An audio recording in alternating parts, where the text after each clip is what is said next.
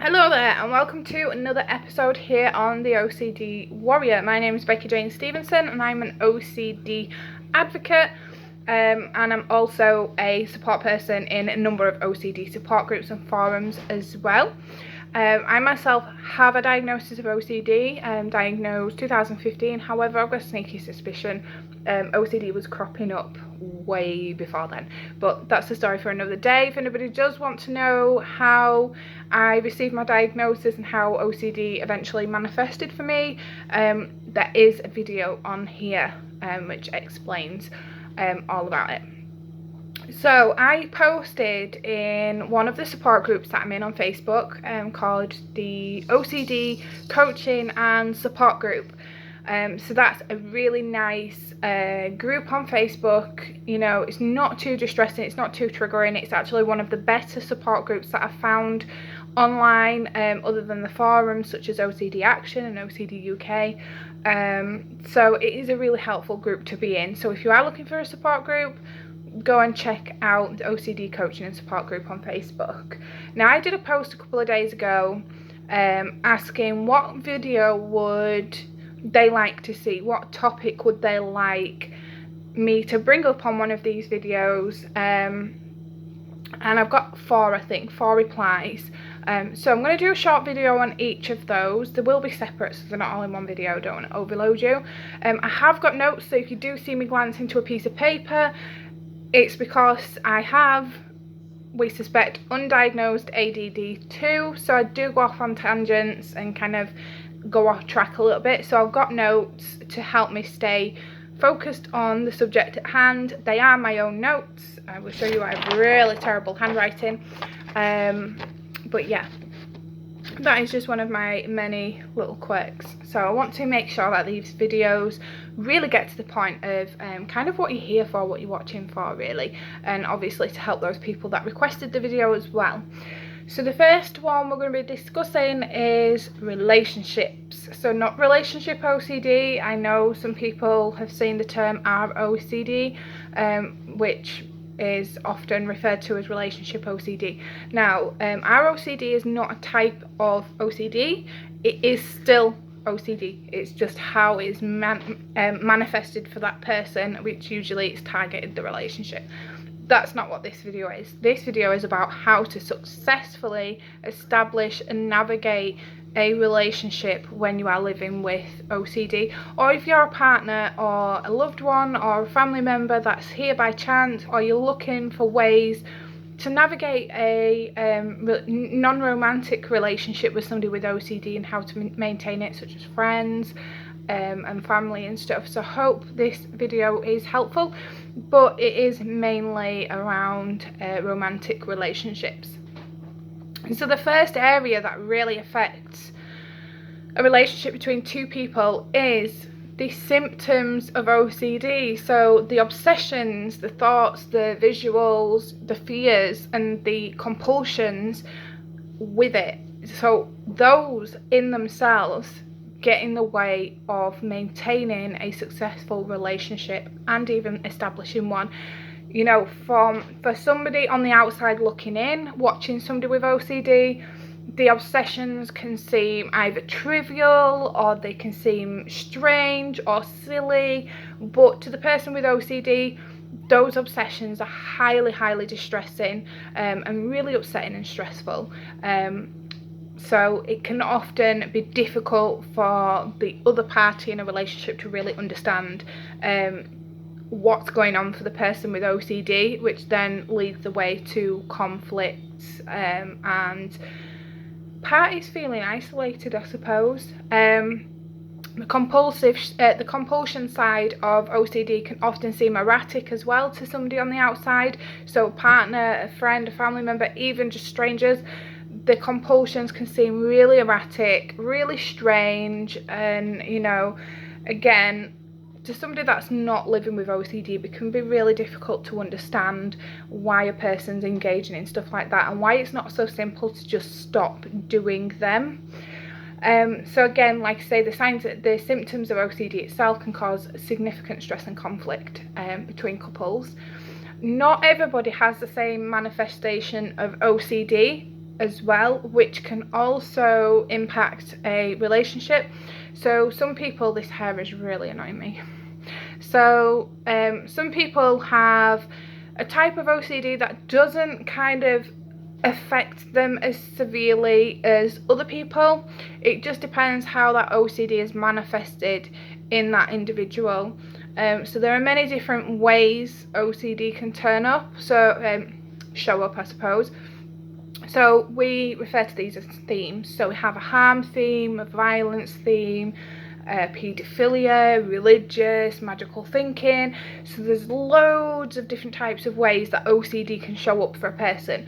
So mine isn't too bad, so that's obviously enabled me to maintain a healthy relationship with my partner, and the added fact we've been together quite a long time, so he understands me, and you know, I don't feel like I have to hide any part of my OCD from him.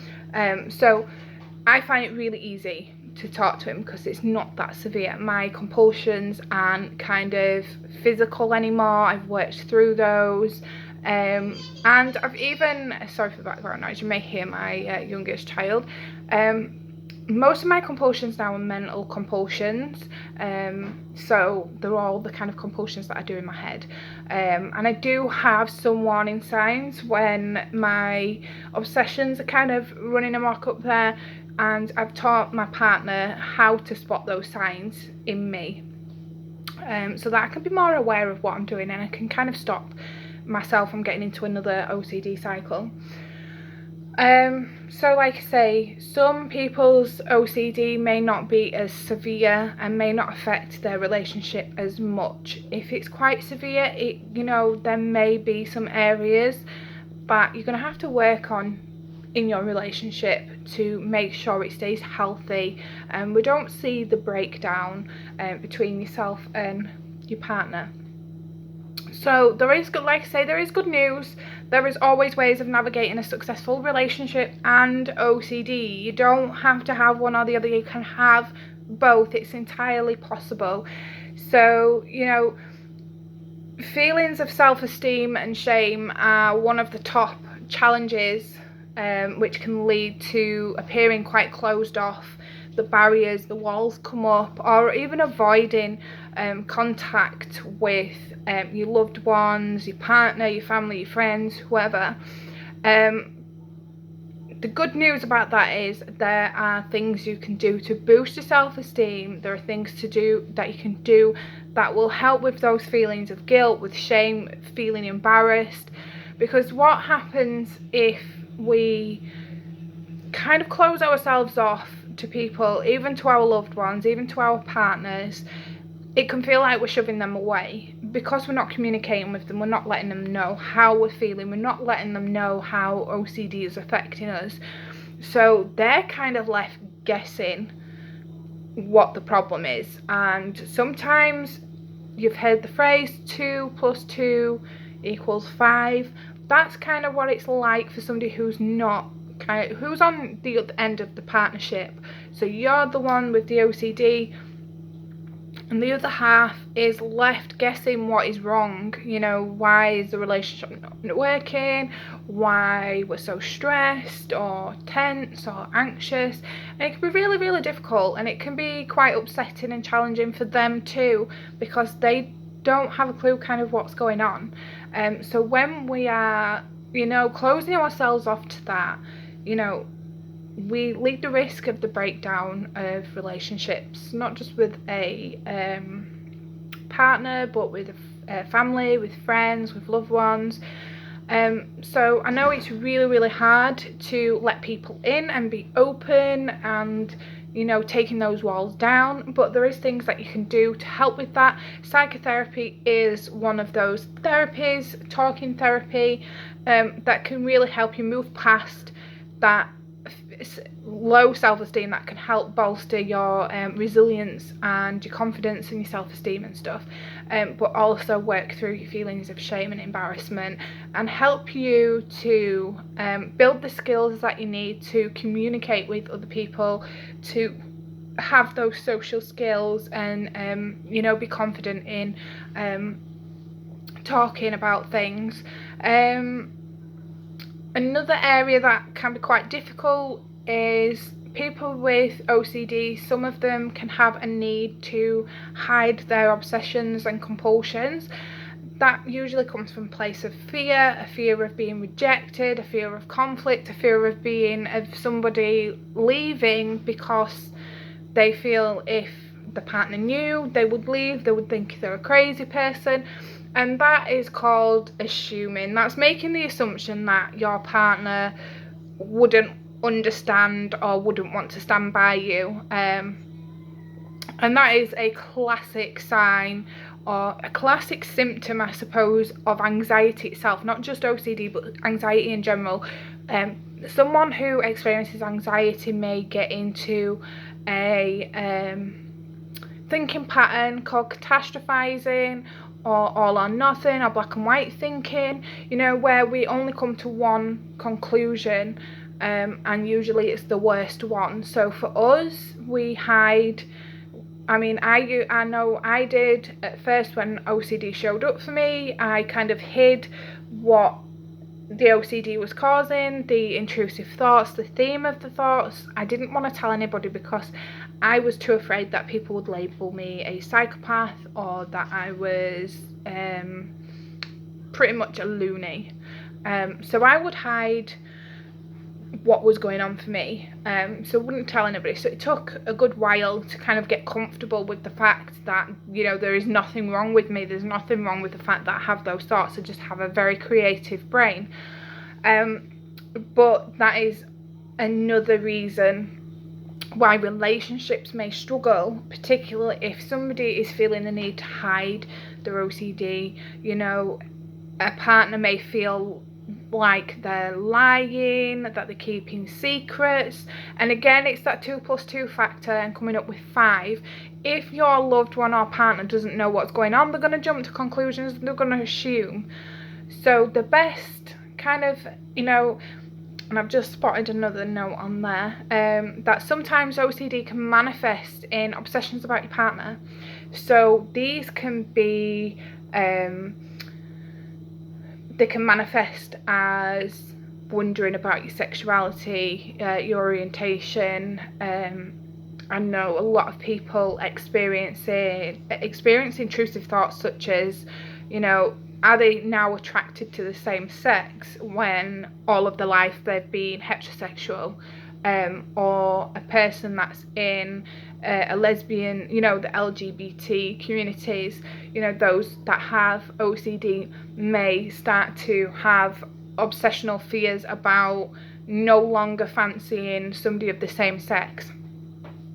It's very, very distressing, that particular theme. The people that I've spoke to and come across in my time as an advocate.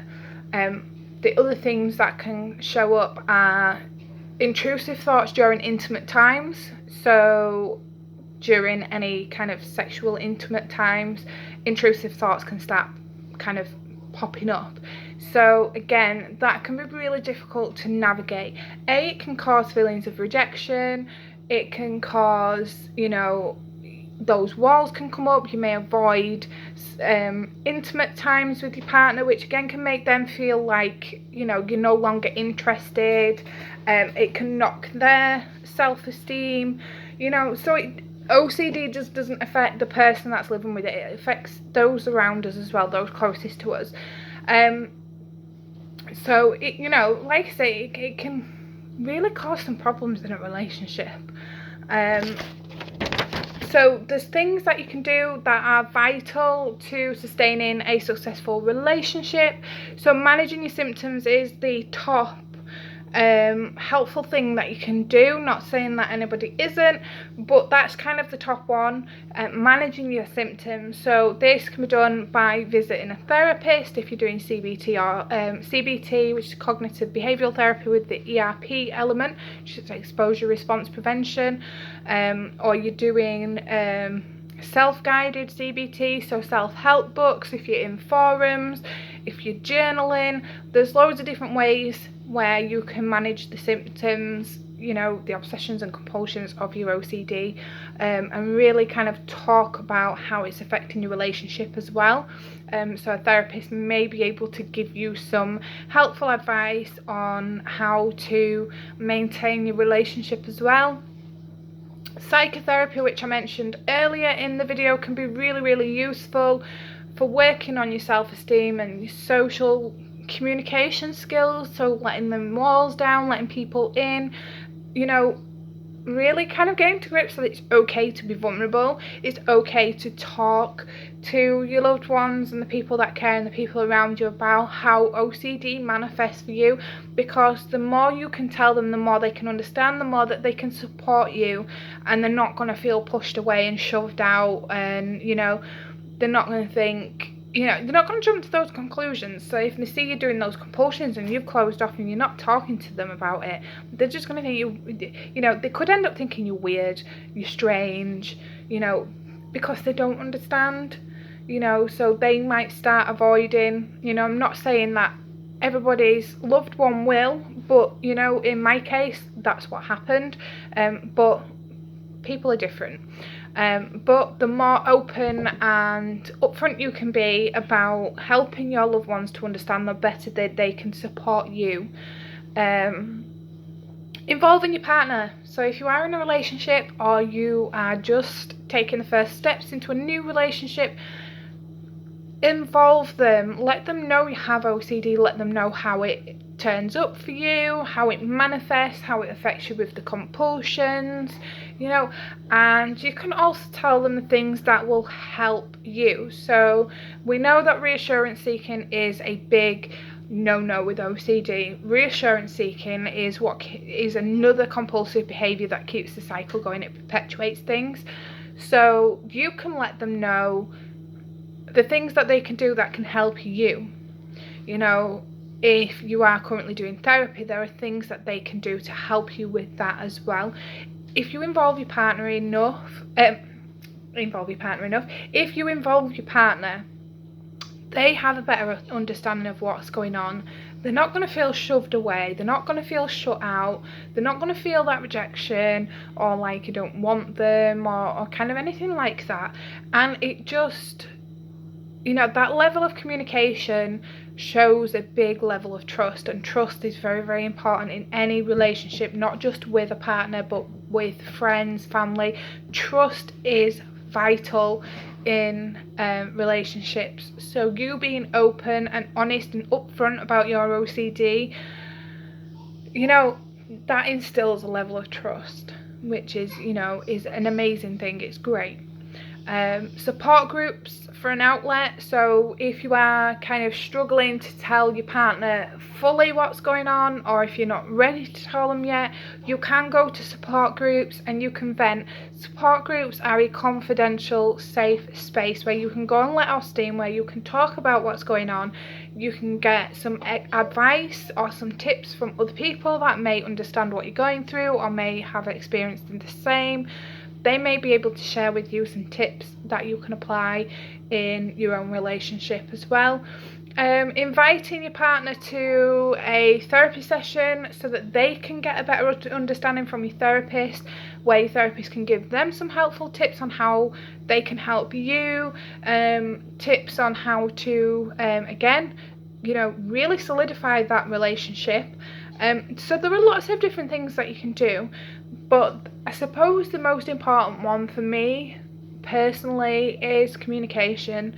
Is so important. My partner's not really been to any therapy appointments. We have children, so unfortunately I have to go to the therapy appointments alone while he takes care of our youngest. But the communication has been the one thing that has really helped our relationship to become rock solid and really stable. Because I've let him know how OCD affects me. He watches my videos like these ones so that he can get a better understanding. He knows my triggers. He knows when I'm becoming anxious even before I do, and he knows the things that really help me in breaking out of another cycle. So communication. So make sure you're talking to your loved ones, to your partner. Let them know how OCD affects you, let them know what they can do that's helpful. So it's really important as well, before I finish, I'm hopefully going to finish this in under 25 minutes. The one thing that I have to stress is making sure that you don't allow your partner to enable compulsions. So not doing stuff like, I'm trying to think, so your partner would do stuff to make sure that those intrusions or obsessions don't happen, so that you don't need to do the compulsions. So like cleaning and stuff like that. If they do something knowing that may trigger you, they may avoid doing that so that they don't trigger you. So sometimes doing that can be counterproductive when you're living with OCD and you're wanting to work through it. But like I say, communication, involve your significant others. If you are wanting to get into a new relationship, be open, be upfront, be honest. Let them know you have OCD. You don't have to tell them everything. You don't have to spill your guts. You don't have, do it on a need to know, and just say, look, I have OCD, I have these compulsions. Let them know. If they run a mile, then they're really not worth it. Those who choose to accept that, OCD isn't a permanent condition. It's not a permanent disorder if you don't want it to be. That choice is up to you. So yeah, that's about it. I hope this video has been helpful for you. If you have any questions, you can reach out to me on Facebook. I do have a Facebook page, OCD Warrior, so there's no other, it's just OCD Warrior, with no spaces or anything. You will find it. It has my picture as the profile picture, and it also has my clothing line, Clothing with Purpose, so the t-shirts and the hoodies and stuff like that.